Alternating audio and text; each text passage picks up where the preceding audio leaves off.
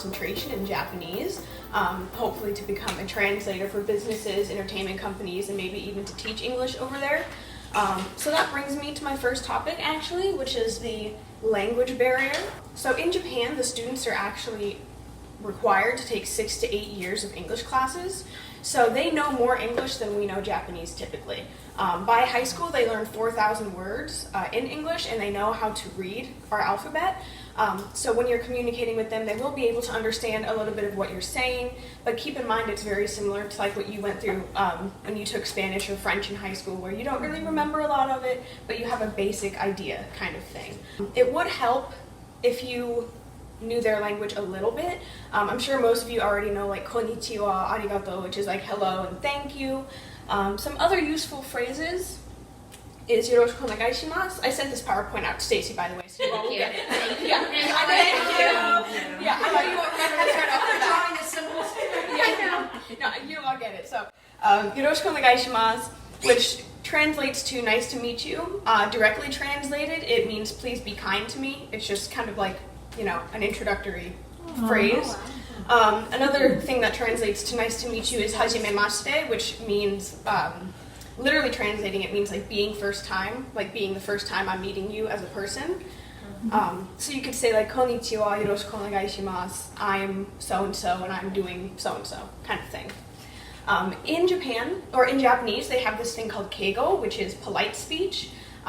You use it typically when you're talking to your boss, somebody older than you, somebody that you just met, and as such, propriety is a huge part of their culture. So always being polite, respectful, which I'm sure you guys are anyway, would appeal to them more than talking to them casually. Because I know when talking to other Americans or people of a similar culture, you can kind of just throw yourself in, talking to them as if they were a friend, and that is okay with a lot of us because it establishes that closeness.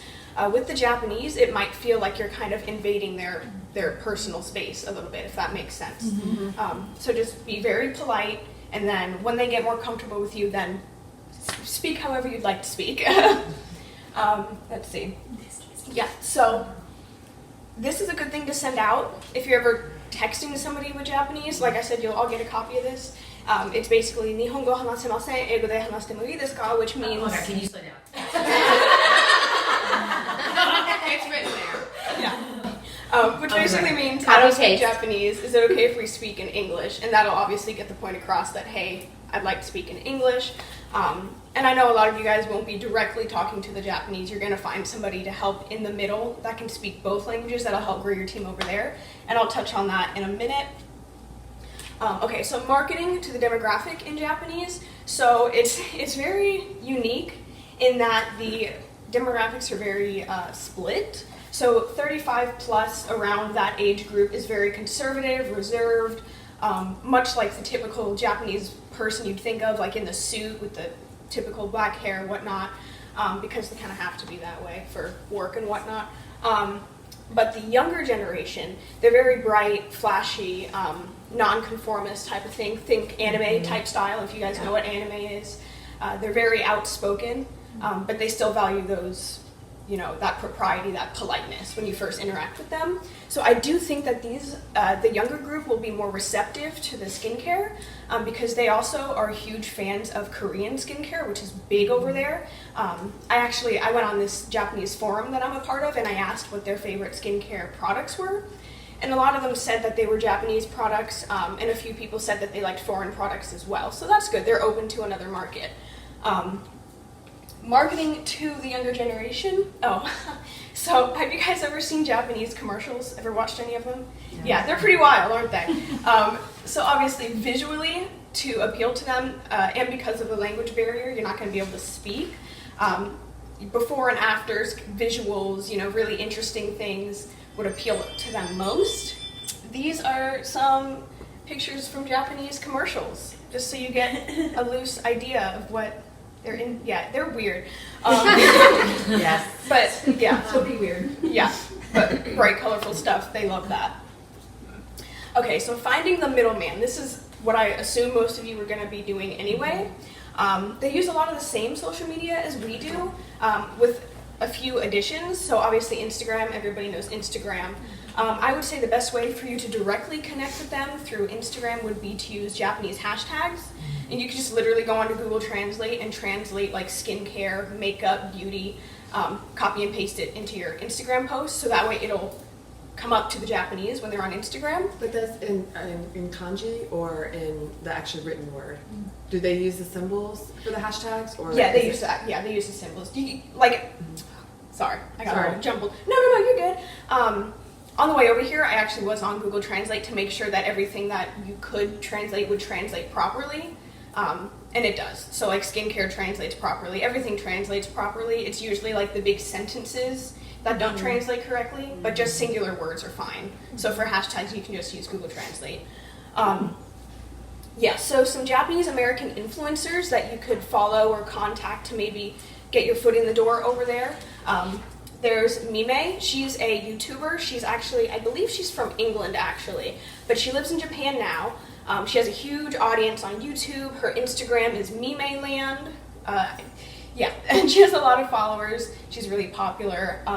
There's also PDR. He is also a big YouTuber. I think he's also from England, but he lives in Japan. And his Instagram is Duncan the Great, I believe. And then my personal favorite is Natalia Nachan. She's actually from Minnesota, and she lived in Japan for 4 years. Her Instagram is It's Pinky. She has a huge following. Obviously, all three of them speak English and Japanese, and they have a huge market that you could tap into. So you could, feel free to contact them or just replicate what they're doing to maybe see how they connect with that audience. Line. Okay, so do any of you guys know what line is? So line was brought up in our Japanese. We had some module trainings on Japan because we all have to have a certification in order to actually do business there. And so they mentioned line, and like nobody knew what it was until that. Yeah. But for those that haven't done the modules, please share. Okay. So Line is the #1 most popular, most used messaging app in Japan. Everybody has it. Everybody that I have talked to in Japan has asked me for my Line, and I'm like, what's that? So I had to download it. It's free. It's just like Facebook Messenger, and it has a call feature too. So you can call people in Japan without being charged to your carrier, which is really cool. They have a lot of cute little stickers and I whatever. have mine. Line. Yeah, yeah. It's worth a download though, because most people are gonna ask. Like that's another story. Yeah, it's worth the download. And then Hello Talk. Okay, so Hello Talk, it's technically a language learning app. But I was thinking, so I've had this app for years because I've been learning Japanese. What you do is you make an account, you say where you're from, what your native language is, and then you say what language you're learning. So obviously just say Japanese, and it connects you to a whole bunch of Japanese people that are learning English. Yes, so a lot of people on that app speak both languages, and there's like a Twitter forum like feature where you can post something and it goes out to everybody in Japan on that app. What's So- that called again? Hello Talk. Hello Talk. Yeah, it's also free. They have like a premium membership that you have to pay for, but I haven't had that, and like I said, I've had this app for years, and you don't need the membership to do anything. But yeah, you can just post out, hey, I'm looking for X, Y, and Z, or can anybody, even if you're just looking for input, like I said, I sent out a question as to what skincare they liked, and then they give me feedback, so you can just tap into what market you want, what you're looking for, just to see what the audience is like, you know what I mean? And if you don't get anybody interested in joining your team directly through there, you could also use this app as a better translating app than Google Translate, because like I said, Google Translate doesn't translate sentences very well. You could post on the forum, hey, how do I translate blah, blah, blah, blah, blah, and just put a post that you want to make in English, and then the Japanese can comment and translate it into Japanese so that you can post confidently knowing that what you're saying is what you need to say. So on the Hello Talk, do people, and it seems like they're helping each other with a language piece, Yes. but do people connect socially and form relationships, like online relationships through Hello Talk because of that? Yeah, they do. I haven't, just because I strictly only go for languages. I'm not looking for friends, but a lot of people on there are looking to make friends, especially the Japanese.